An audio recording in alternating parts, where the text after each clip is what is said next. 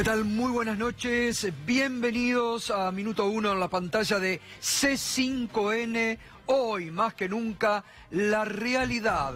Lo que otros no te cuentan, lo que otros a diario te esconden. Aquí lo analizamos, lo debatimos, te lo contamos. Rompemos la cerrazón informativa para que vos estés enterado de la realidad.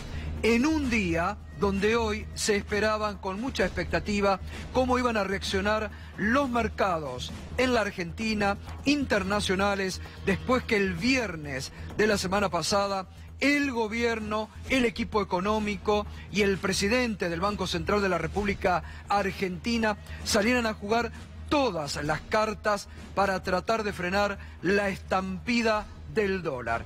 Sin embargo, el alto costo que tuvo que pagar y está pagando el gobierno de Cambiemos para frenar el alza del dólar y para responder a los mercados que parecen estar desconfiando del gobierno y de su política económica, hoy no dio los resultados esperados por el gobierno.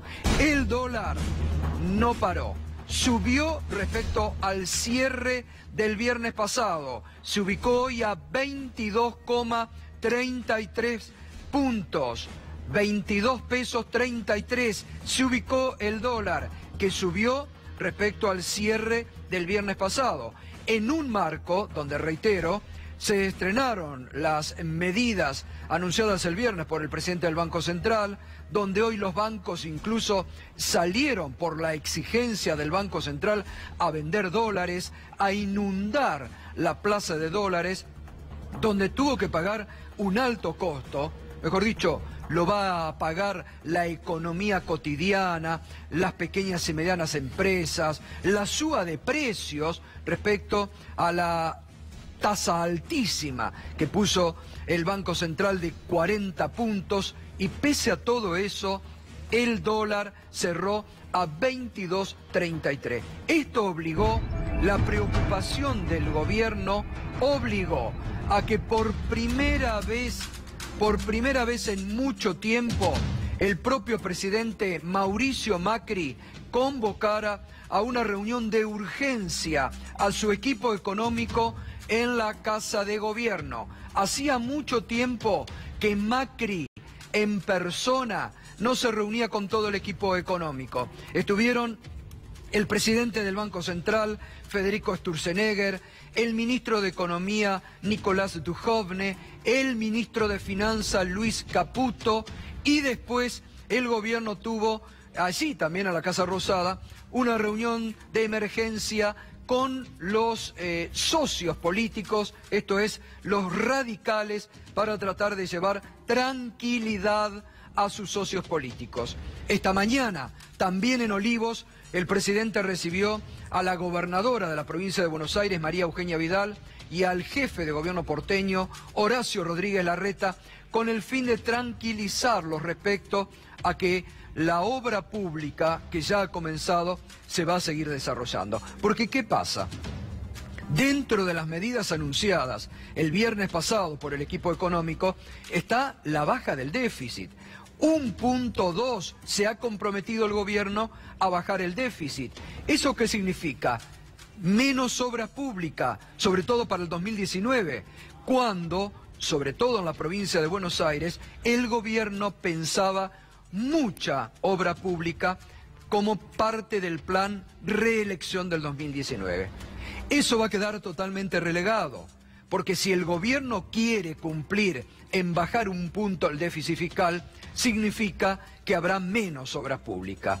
Y eso el presidente hoy trató de llevarles tranquilidad a María Eugenia Vidal y Horacio Rodríguez Larreta al decirles que la obra pública que ya ha comenzado no se va a parar, pero sobre la que viene hay dudas. Pero además todo este panorama que el gobierno no puede controlar, pese al alto costo que va a pagar la economía cotidiana, se ve reflejado por las proyecciones que las principales consultoras privadas de la Argentina están haciendo sobre la inflación. Por eso nos podés acompañar a partir de este momento con el hashtag Alerta Inflación. Fíjese, tras la suba del dólar advierten que la inflación llegará al 24% este año.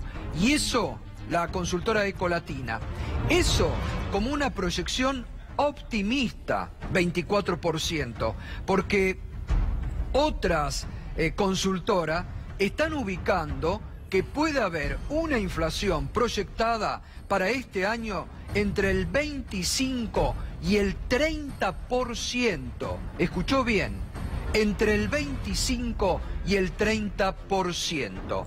Realmente un panorama de altísima inflación donde los que siguen perdiendo son los salarios, porque con la pauta del 15% ya ha quedado totalmente arrasada por la proyección inflacionaria para lo que va de este 2018.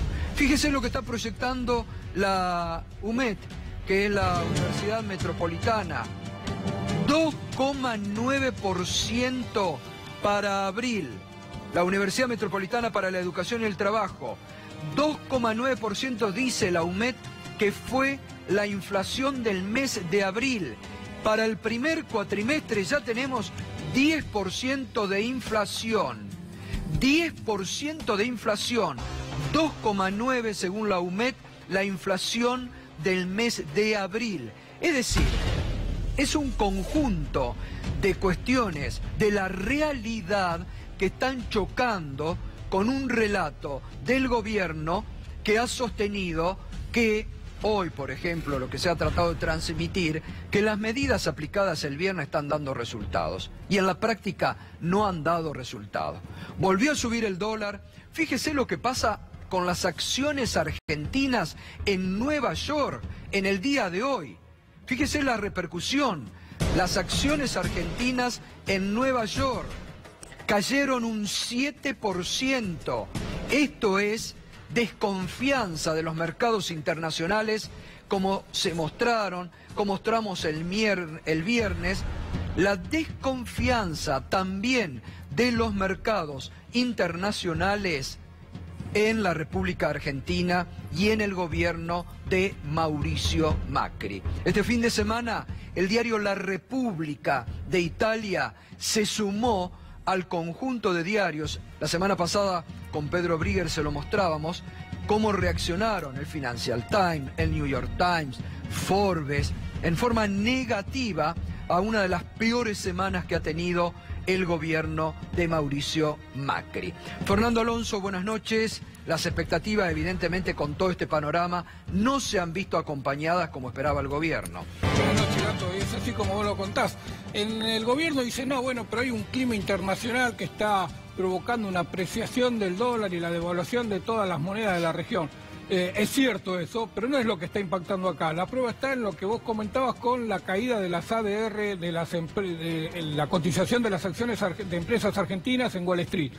Si fuera una cuestión doméstica, estas acciones no estarían tan afectadas. Y hay una fuga muy grande de fondos de inversión que están saliendo de todos los activos argentinos. Salen de las acciones en Wall Street y salen de las acciones en la bolsa porteña. El Merval se cayó hoy 3,6%, hubo muchas acciones que cayeron 6, 7, 8%. Así que hay una desconfianza generalizada. De ninguna manera terminó la corrida cambiaria, hay como un stand-by, hay como unos días de mayor quietud, pero seguramente se va a acelerar esta situación si el miércoles el Congreso vuelve a demostrar la oposición que tiene poder para aprobar leyes o para impedir la sanción de algunas leyes, como puede ser la del mercado de capitales, algo que está el gobierno impulsando con mucha fuerza porque es una de las grandes demandas que le falta cumplir, que le hacen los fondos inversores internacionales. Ahora, ¿qué pudo trascender de esta reunión de emergencia que el equipo económico tuvo hoy con el presidente Mauricio Macri en la Casa de Gobierno? Sí. Que, reitero, hace mucho tiempo que Macri no encabezaba él personalmente una reunión del equipo económico, ¿no? Todos así en la Casa de Gobierno, ¿no? Sí, estuvo, como vos mencionabas, Duhovne, estuvo Sturzenegger, Caputo, sí, Cabrera, el equipo económico. Todo el equipo económico ampliado, porque estuvo hasta producción. Sí. Ellos se manifiestan conformes. Dice, bueno, hemos pasado la prueba del lunes, fue un lunes tranquilo, los mercados operaron como esperábamos, el Banco Central no tuvo que intervenir vendiendo reservas, así que la evaluación que hacen es la que quieren transmitir, mejor dicho, es de tranquilidad. Pero bueno, hay versiones de que se está discutiendo algunas medidas extra, como puede ser la suba de los encajes bancarios. Es una forma de retenerle peso a los bancos sin pagarle interés, como sucede con las LEBAC, algo que generaría mucho malestar en todos los mercados. Ya provocó mucho malestar la decisión de bajarle de 30% a 10% la posibilidad de tener tenencia de dólares. Bueno, si deciden esta otra medida, la suba de los encajes, va a ser también una extensión de este malestar generalizado y síntoma de que la cuestión no la pueden dominar, la carrera, claro, la corrida no la pueden controlar. Hoy, Gato, te comentaba hace un rato, el Banco Central pagó 542.9 millones de dólares a tenedores extranjeros de los bonos Bonar 2024. Sí. 542.9 millones de dólares. Eso no se ve reflejado en las ventas al mercado, pero es reservas que siguen saliendo del Banco Central y que, por supuesto, dan la señal de que no las puede recuperar en este momento. Bueno, y hoy también se anunció que va a tomar más deuda todavía el gobierno, ¿no?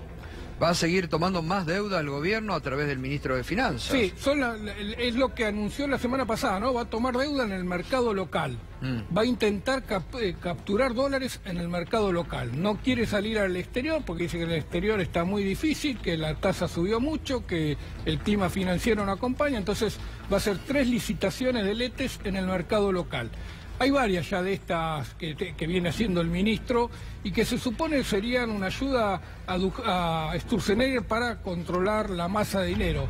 Pero va a estar muy interesante ver quiénes son los que le ofrecen y cuántos dólares logra capturar el ministro. Vos sabés que Argentina va a necesitar dólares para financiar la balanza comercial, que a partir de esta devaluación seguramente se aleja de los 15.000 millones de déficit y bajará a 12.000 o 10.000, no importa, va a ser una cifra más que significativa.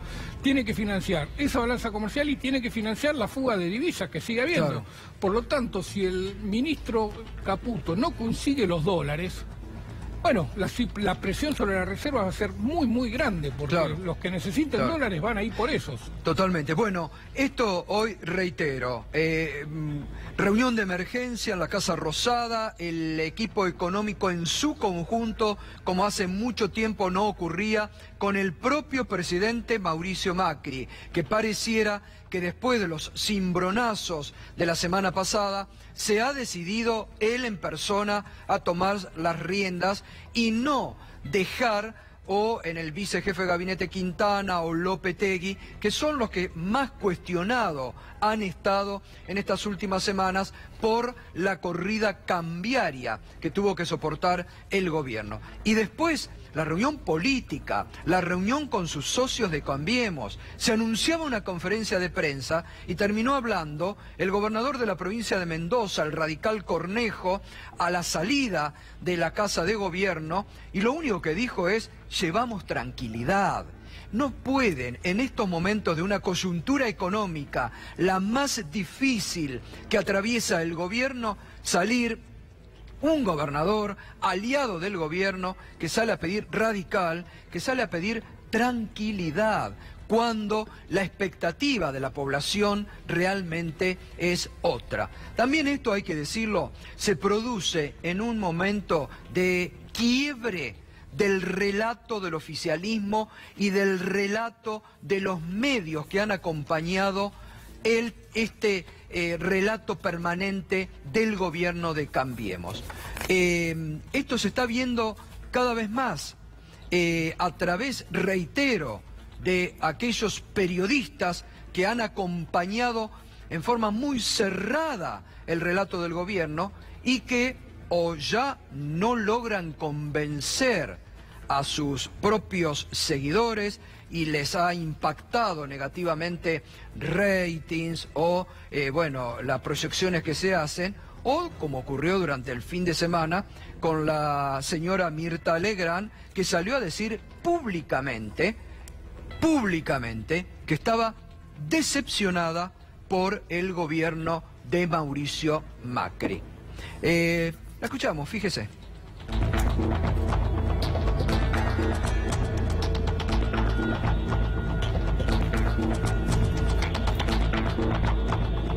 Vamos a pagar la luz el año que viene hay elecciones. Pero claro, eso, es que no hay... Esto es un masazo, el año que viene hay elecciones. Bueno, entonces, y fíjate, a vos te yo venía diciendo... escuchando la radio cuando venía para aquí, para el canal, y la gente decía, yo lo voté, pero no más. ¿Estás un poquito decepcionada?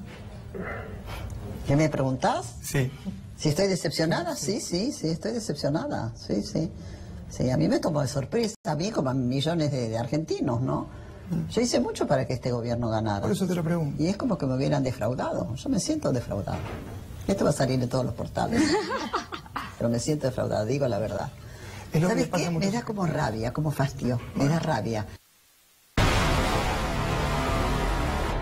Bueno, y además una consultora muy cercana al gobierno como Management and Fit, que desde hace tiempo están midiendo el índice de confianza política y económica percibida desde la población respecto al gobierno, ha dado números muy negativos durante este fin de semana respecto justamente a ese índice. Cayó el índice económico, la percepción de la población sobre la gestión económica del gobierno, y cayó el índice político, es decir, la percepción sobre la gestión del gobierno de Mauricio Macri. Los dos índices cayeron más de 1% en una semana, lo que es mucho. Esto es cómo le ha pegado la realidad a un gobierno y a un relato que ya mucha gente no le cree, ni a sus comunicadores, ni a los voceros del gobierno. Vamos a ver estos números presentados por la encuestadora Management and Fit. ¿Cómo está la situación económica respecto al 2017? Fíjese, entre mucho peor y peor, fíjese ya lo que suman, ¿no? Mucho peor, 36,4, peor 27,2. Un amplio porcentaje de la población se suma con que la economía está peor que respecto al año 2067, cercana a un 63%. Esto coincide mucho con los índices que yo le mostraba la semana pasada de la Universidad de Itela, del índice de confianza en la gestión de Macri, que un 64% indicaba que estaba peor económicamente que un año atrás. Vamos a otra. ¿Cómo estará la situación económica en los próximos meses? Mucho peor, 31,3. Peor, 22,6. Es decir, similares al 54%, ¿sí? Que dice, percibe, proyecta que la situación económica va a estar peor en los próximos meses. Estas son las expectativas negativas que hay sobre la población. Reitero, es de una encuestadora muy cercana al oficialismo, como es Management and Fit, que trabaja con el gobierno de Mauricio Macri, y que publica todos los domingos el diario Clarín. ¿Cuál es el principal problema del país? Inflación 20,2%, inseguridad 20%, tarifazo 19,8%. Fíjese, entre inflación y tarifazo y prácticamente un 40% preocupado por los temas económicos. Inseguridad, que es un problema que en el reclamo ciudadano no baja, sobre todo por los últimos hechos de violencia en la provincia de Buenos Aires. Corrupción mucho más abajo, 14,2%. Esto es algo que ya a la gente, esto es un tema también, porque el otro día, cuando veíamos la encuesta del diario Cronista Comercial, de Ayrol Berenstein, veíamos cómo un 46,2% empezaba a preocuparse por los hechos de corrupción del actual gobierno. Los hechos de corrupción del actual gobierno. Quiere decir que por más que a la gente, algunos medios hagan esfuerzo por tratar de resucitar cada tanto algún hecho ya muy meneado de corrupción del pasado, no entra en la sociedad. Hoy la sociedad le está diciendo, preocúpense en gobernar, en solucionar el problema de la inflación, en solucionar el problema de la inseguridad, del tarifazo. Estos temas que Cambiemos dijo que podían venir a solucionar y que, como el propio presidente dijo, inflación se soluciona en 2 días.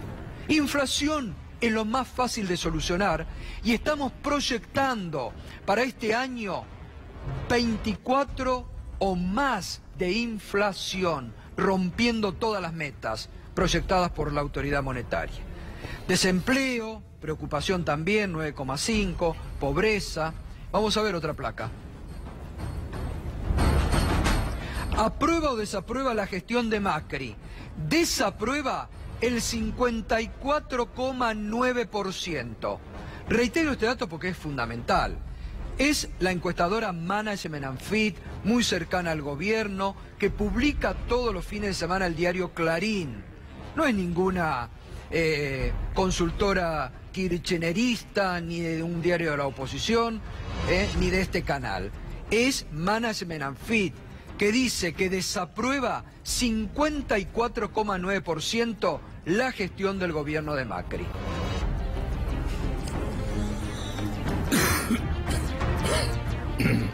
La próxima es confianza en los ministros. ¿Cuál de los siguientes funcionarios le inspira confianza? Luis Caputo, ministro de Finanzas, 2,6% de confianza. Duhovne, ministro de Economía, que el fin de semana salió a justificar que la compra de los chocoarroz y dijo que había repatriado. Habrá que ver. Tarea para Darío Villarruel en los próximos días o para Fernando Alonso. Duhovne, 4,6% de confianza. Sturzenegger, presidente del Banco Central, 6,3% de confianza. Ninguno me da confianza, 66,1%. Ahora, yo sinceramente, esto también se vio en alguna entrevista del fin de semana del ministro de Economía. En otros momentos hablaba un ministro de Economía en medio de turbulencias económicas y se paraba medio país. Durante el fin de semana habló Duhovne y pareciera que pasó volando una mosca, lo mismo. Esa es la confianza, pero fíjese esto, estos números, reitero, encuestadora Management & Fit cercana al gobierno, ninguno me da confianza, 66,1%, no los conozco, 14,4%. Ahora, yo digo, ¿pueden integrar, pueden estar al frente de una conducción económica cuando el 66,1% de los argentinos dice que no le da confianza, que no le despiertan confianza? ¿Cómo pueden anunciar medidas si estas caras no despiertan confianza? ¿Dónde van a ir a buscar inversiones si no despiertan confianza? Bueno, la primera cautelar por el tarifazo llegó a la Corte. Darío Villarruel, buenas noches, Darío. ¿Qué tal, Gustavo? Y sí, y ya hay un dictamen del Procurador General, Eduardo Casal, que obviamente siempre falla en contra del sentido común y en contra de la gente. Él ha dictaminado, aunque no es vinculante, que debe darse validez a todo lo que tuvo que ver con las tarifas. Será la Corte Suprema la que va a analizarlo, pero hay un marco político justamente esta semana en el Congreso de la Nación y según nuestra información la Corte va a esperar lo que se resuelva políticamente en el Congreso de la Nación, la posibilidad de veto a esa ley que se pueda aprobar, así que hay que estar expectante a lo que dijo el procurador. Lo que sí quiero decir que es llamativo que desde que se fue Alejandra Gil Carbó, todos los dictámenes que dicta el Procurador General son en contra de los intereses del pueblo.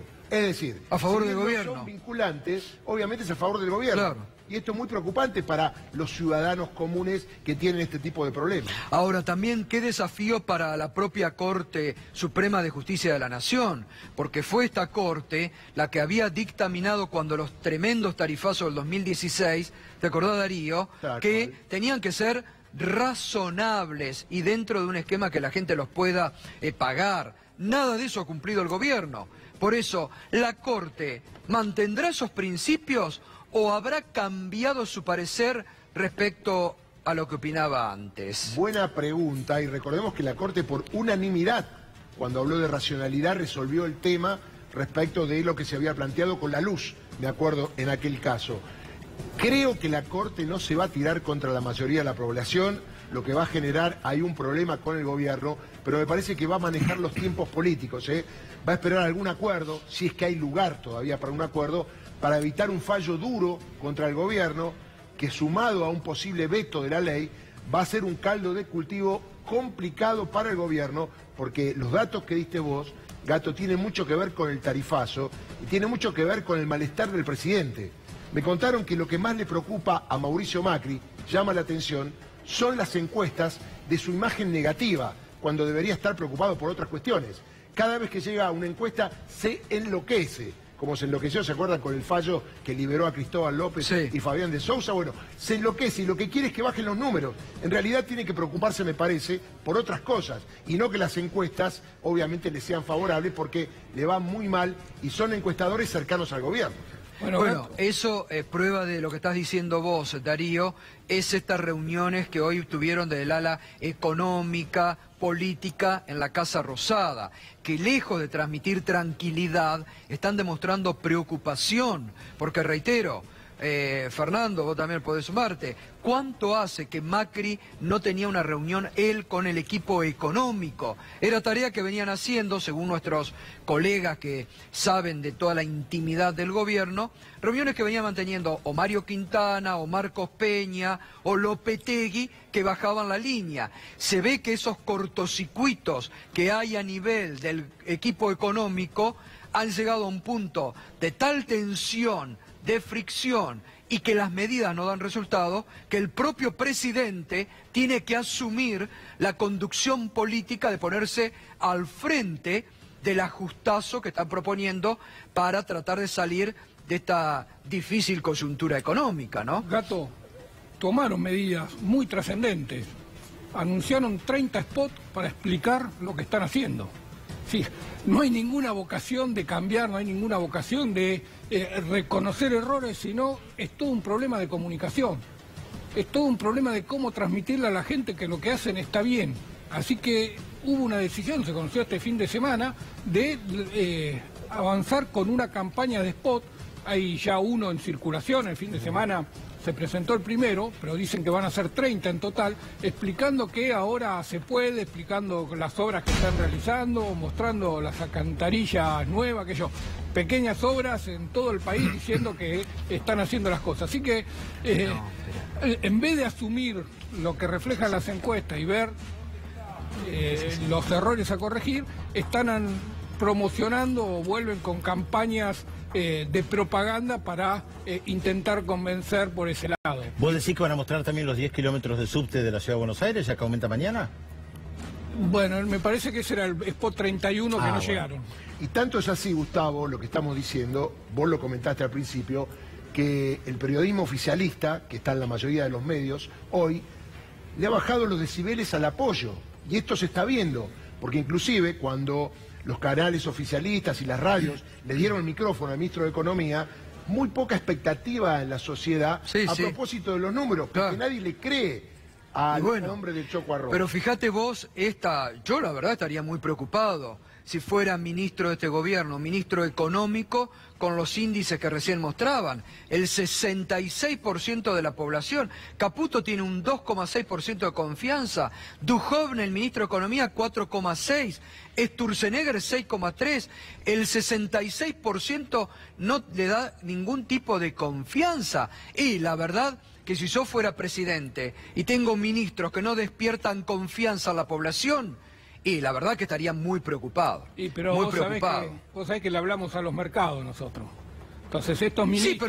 Sí, pero perdón, los mercados pareciera que tampoco han respondido como el gobierno quería hoy. Es que dicen que todo esto se desató en la última reunión del FMI en Washington, donde estuvo Sturzenegger y Duhovne, y parece que la explicación o la presentación que hicieron entre los inversores, ¿te acordás de la famosa cena o el almuerzo que pagó Duhovne para convencer? Bueno, parece ser que en esos encuentros no convencieron, y que a partir de ahí los fondos empezaron a tomar la decisión de irse de activos de Argentina. Así que no nos convence a la sociedad, pero parece, como vos decís, Gato, tampoco están convenciendo a los inversores. Bueno, se conoció, seguramente no te lo han contado, seguramente no te vas a enterar, por eso te lo contamos aquí, que quedó imputado el secretario de Finanzas, es decir, el segundo del ministro Luis Caputo, el secretario de Finanzas Santiago Bausili. ¿Por qué? ¿Se acuerda que acá se lo contamos con lujo de detalle?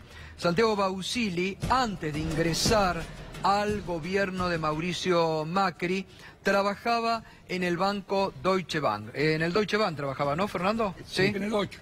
Bueno, y estaba cobrando y sigue cobrando aún en este 2018, fue algo que reveló el diario Perfil, un bono que el Deutsche Bank, reitero, le sigue pagando aún en el 2018.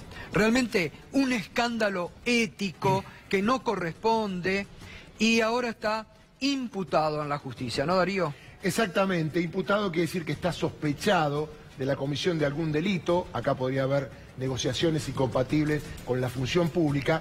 La pregunta que nos debemos hacer es, ante esta circunstancia, vos tenés este problema, te nombran funcionario, ¿qué tenés que hacer? ¿No aceptar el cargo? ¿Tratar que esto no explote y si explota irte? Porque es una disyuntiva, ¿no? O no aceptar el bono. Exacto. No aceptar el bono. Bonos y acciones. Bono y acciones, porque también le dieron acciones. Claro. Porque además este gobierno también con sus acciones determina el valor de los bonos. ¿Pero qué te parece? Eso es complicado, ¿no? Pero además, Fernando, el Deutsche Bank participó de las colocaciones cuando se les pagó a los buitres, ¿no? Estuvo entre, si no me acuerdo, lo habíamos pasado, en uno de los 3 bancos que más participó en la colocación de deuda. No solo los buitres, sino en las colocaciones siguientes que hubo. Exactamente. Ahora, esto merece, por ejemplo, que la Oficina Anticorrupción del Gobierno, que dirige la señora Laura Alonso, se ocupe de este tema. Pues no, la señora Laura Alonso se dedica solamente a ver las acciones del pasado. Mira, tiene la vista, parece, necesitaría tal vez otros anteojos, los que usa, que le gusta mucho usar variedad de anteojos, no le permiten ver lo que pasa en su gobierno, porque ella es una militante pro, en su gobierno, y en lugar de Laura Alonso de estar ocupada y preocupada por ver si hay hechos de corrupción en el actual gobierno, fíjese lo que la semana pasada dijo, y anticipando una opinión que a ella no le corresponde dar, sobre el presidente Mauricio Macri. Hay algo que ha caracterizado siempre, por lo que lo conozco, al actual presidente de la Nación, que es decir la verdad. Y es una persona que nunca ha engañado. Cuando Palermo en Juan B. Justo se inundaba, y él era jefe de gobierno, dijo, esto se va a seguir inundando hasta que no se haga la obra. Y yo viví durante mucho tiempo en una cuadra de Juan B. Justo, y me inundé. Hasta que un día se terminó la obra y efectivamente todos los que vivimos o vivíamos sobre la traza de Juan B. Justo dejamos de inundarnos. Y me parece que hay una característica en ese liderazgo político que es decir la verdad. Y por supuesto que siempre es más romántico, dulce, demagógico, decirte a vos lo que vos querés escuchar. Pero la verdad hay que manejarse y gobernar, es decir la verdad. Y muchas veces hay que pasar momentos complicados en la familia de cada uno de nosotros, a los que buscan trabajo, al jubilado que no le alcanza, y hay que ayudar, y hay que apoyar. La Argentina está pasando una transición. No es solo, o sea, el gobierno es un emergente de esa transición. Este gobierno ha sido electo para cambiar la Argentina. Ahora, evidentemente no le corresponde a la señora Laura Alonso, titular de la Oficina Anticorrupción, emitir este tipo de opiniones. Ella no está para ser una comentarista de la realidad, está para ocuparse de ver cómo casos del secretario de Finanzas, cómo le permite Laura Alonso cobrar un bono. Porque es el mismo caso, peor que lo de Echeverri, que también tuvo que reaccionar sobre la marcha y cuando explotó el caso, porque ella no se había dado cuenta. Y después se pone a hablar del presidente si miente o no miente. Ahora, fíjese, porque esto viene a cuento, Darío, de la advertencia que le ha hecho un juez federal a la Oficina Anticorrupción durante el fin de semana, ¿no? Exactamente. Marcelo Martínez de Giorgi le pidió informes a la Oficina Anticorrupción. Le hace la chica de humo, Laura Alonso, porque genera cortinas de humo. Acuérdense el tema que cantaba el Teto Medina. Lamentable, pero lo cantaba él, la chica de humo. Bueno, lo que le han pedido es, dígame, usted en todas las causas donde hay funcionarios de este gobierno, ¿qué ha hecho hasta ahora? Y la respuesta va a ser que no ha hecho absolutamente nada. Y la pregunta es, ¿y respecto de los funcionarios del gobierno anterior? Y pedí indagatoria, pedí procesamiento, pedí prisión preventiva, pero ¿cómo? Usted tiene que la ley pareja para ambos funcionarios. Bueno, ahora en Darío, este caso de Giorgi le está pidiendo informes acerca de lo que ha hecho. yo no tengo recuerdo de que un juez federal le haya pedido a un titular de la Oficina Anticorrupción informe de lo que hace para ver si hay corrupción o no hay corrupción en el gobierno que ella tiene que auditar. No me acuerdo. No hay antecedentes porque se criticaba el gobierno anterior, pero desde el punto de vista funcional, la Oficina Anticorrupción se presentaba en todas las causas. Después si avanzaba o no, hay que discutirlo, pero se presentaba como parte querellante en todo tipo de causa. Lo que aquí es, hay ausencia en las causas de la mayoría de los funcionarios. Recordemos que hay más de 50 denuncias contra funcionarios de primera línea de este gobierno, todos vinculados a cuestiones económicas. Vamos a recordarlas, porque en alguna de esas que muy bien remarcás vos, Darío, ella dijo, bueno, vamos a abrir algún expediente, vamos a recordar los casos más resonantes, ¿no? Por ejemplo, sobre las offshore de, bueno, Mauricio Macri, ni hablemos porque, según Laura Alonso, el presidente no miente, así que ella no tiene que examinarlo. Luis Caputo, las offshore, creo que todavía no hay ninguna investigación. No, está imputado nomás, queda ahí la cosa. Sí. Bueno, Nicolás Dujovne, lo que se conoció de los vuelos privados que contrata, de lo que pagó, esto tampoco se ha sabido que la Oficina Anticorrupción haya comenzado algún sumario. Recordemos lo de Aranguren. Aranguren hace como un año y pico que tiene una causa en su contra. Y aparte recordemos, ¿te acordás? Lo que ella le recomendó a Aranguren, no firme usted, que firme algún otro funcionario, toda la recomendación, no firme usted. Andrés Ibarra también está dentro de los protegidos de Laura Alonso, ¿no? ¿Quién más? Bueno, Oscar Aguad. Oscar Aguad cuando ocupó el Ministerio de Comunicaciones y ahora con todos los desatinos en el Ministerio de Defensa. Tiene dos imputaciones, por Jorge el correo y por el submarino. Ahí está, Jorge Triaca, ministro de Trabajo, no solamente con lo de su empleada, sino con la utilización de fondos del SOMU, las cajas del SOMU, la Oficina Anticorrupción, nada dijo. Mario Quintana, está el tema Pharmacity, tiene 9% de las acciones de Pharmacity. Mario Quintana presiona a la justicia y al gobierno de María Eugenia Vidal para que cambie una ley provincial, para que cambie todo y llevar Pharmacity a la provincia de Buenos Aires. Nada dice la Oficina Anticorrupción. Causas de Sergio Berman y de Rogelio Frigerio también. Es decir, una Oficina Anticorrupción que se ocupa incluso a veces de darle titulares a los diarios, pero que sobre el actual gobierno nada dice. Muy bien. Recordemos, Gustavo, que Mauricio Macri, aunque a ella le parezca que dice la verdad y no miente, ya estuvo procesado en la Argentina en varias oportunidades. Por contrabando, en una causa donde estaba ya con procesamiento, iba a un juicio oral y la Corte de la mayoría automática lo salvó en la época de Carlos Menem. El tema de las escuchas telefónicas, donde iba a juicio oral y donde juró como presidente estando procesado, y una causa chiquita que por ahí no se acuerdan, ¿Se acuerda cuando era presidente de Boca, en el tema de dotar a Boca del circuito cerrado de televisión? Hubo una denuncia por un negociado contra él y contra Julio Grondona, estuvo procesado y la Cámara revocó el procesamiento. Es decir, ha tenido problemas con la justicia y esto no garantiza que mienta o no mienta. Además, claro, es un acto de fe de esta mujer creer que alguien no miente. Y esto es jurídico, es una cuestión de, claro, ella no es abogada. No, una vergüenza desde todo punto de vista. Bien, enseguidita a las 21 nos vamos a estar ocupando del escándalo en la DAIA, gravísimas acusaciones de la actriz Esmeralda Mitre que obligaron a que fuera echado de la DAIA el presidente Cohen Sabán.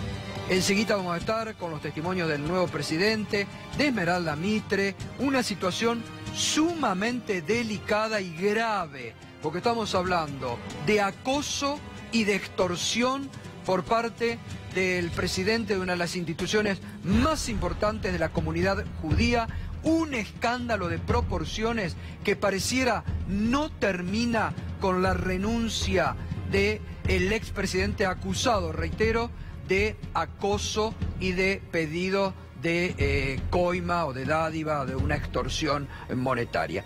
Enseguida vamos con los invitados para referirnos al tema económico. Pedro Brigger, como siempre, la agenda internacional. Se cumple hoy un mes de Lula preso, ¿no? Efectivamente, antes utilizaste la palabra vergüenza, Gustavo, y me pregunto si no es una vergüenza que el secretario general de la OEA, Luis Almagro, obsesionado con Venezuela, prácticamente todos los días hable de Venezuela, pero no hable de la situación de Lula da Silva. Como bien decías, un mes preso Lula da Silva. Hoy, por suerte, dejaron que Leonardo Boff, un referente, un teólogo de fuste, pudiera entrar a visitar a Lula. No pudo Dilma Rousseff, no pudieron muchos gobernadores, no pudo el Premio Nobel de la Paz Pérez Esquivel. Boff hoy pudo entrar. Escuchamos lo que dijo a su salida. Encontrei velho amigo e recordamos muitas coisas do nosso passado. Eu posso dizer que ele está muito bem e está com entusiasmo e vigor, e essa situação de viver numa solitária e só podendo conversar com um dos guardas que traz a comida, que é uma pessoa muito simpática, e faz com que ele reflita muito, leia muito, reflita muito, e até mandou um recado dizendo que ele é candidatíssimo. Ele só vai renunciar à candidatura o dia que o Mauro trouxer uma única prova que ele é dono do triplex. Miren, yo sé que muchos de ustedes tienen dudas qué pasó exactamente con Lula da Silva, el departamento no. Es imposible meterse en la maraña judicial. Les digo una cosa, donde está Leonardo Boff, ustedes pueden estar tranquilos que es la buena gente, no, y además, que es el costado ético. Pedro, en algún momento crítico de Lula. Sí, sí, por supuesto, también Boff fue muy crítico de Lula. Pero Leonardo Boff es como Noam Chomsky, Eduardo Galeano, Rigoberta Menchú, Ernesto Cardenal de Nicaragua, esa gente que usted dice, ¿dónde están ellos? Ustedes pueden estar tranquilos, está la gente buena, está la gente ética. Si Boff va a visitar a Lula, acompáñelos, no se quede con los Almagro, que está obsesionado solamente con Venezuela, y no ve lo de Brasil, no ve los asesinatos políticos en México. Interesante, por eso lo digo. Bueno, muy bien, enseguidita, reitero, a las 21 nos vamos a meter de lleno con el escándalo en la DAIA, una institución que ya solamente no tiene peso en la comunidad judía, sino que en estos últimos años del gobierno de Mauricio Macri se ha constituido en una institución de mucho peso político. De la DAIA han salido muchos funcionarios del gobierno de Macri. De la DAIA han salido muchas expresiones políticas a favor del gobierno de Macri y en contra del gobierno anterior, y sobre todo de Cohen Sabán, el presidente que tuvo que ser echado durante el fin de semana acusado de extorsión y acoso sexual. Un escándalo que parece no detenerse con la renuncia de Cohen Saban. Enseguida a las 9 nos metemos, tenemos los testimonios del nuevo presidente de la DAIA, de Esmeralda Mitre, pero aparte va a estar Jorge Elbaum, que es un conocedor de toda la interna en la comunidad judía. No nos olvidemos, otro dato, la DAIA realmente ha dejado mucho que desear en el juicio por el encubrimiento al atentado de la AMIA, donde, si no me equivoco, Darío no pidió condenas. Prácticamente no acusó absolutamente a nadie. Y salió a defender a su ex titular Beraja, que está acusado también ahí, ¿no? Reivindiquemos a la comunidad, y el problema son sus dirigentes, en este caso, que son los representantes, ¿no? Y también vamos a hablar de la otra causa, donde se pidió el desafuero de Cristina Fernández, donde la DAIA, con Cohen Saban, fue principal funcionario, diríamos, político, por llamarlo de alguna manera, que generó la reapertura de una causa que ya estaba archivada y olvidada. Él, como querellante, se presentó y rápidamente los jueces y el poder político dijeron: hay que reabrir esta causa y meter presa a Cristina Fernández. Bueno, como muchas veces hablamos en este programa de la doble vara del gobierno de Cambiemos, también hay que hablar de la doble moral o de la hipocresía que anida en muchos en la República Argentina y que pareciera que rápidamente empiezan a caerse muchas caretas, y la hipocresía en muchos casos parece que está cayendo y dando paso a la verdad o a conocer los verdaderos protagonistas y las verdaderas caras. Enseguida nos vamos a meter. Tenemos una última información para dar, Nico, a ver.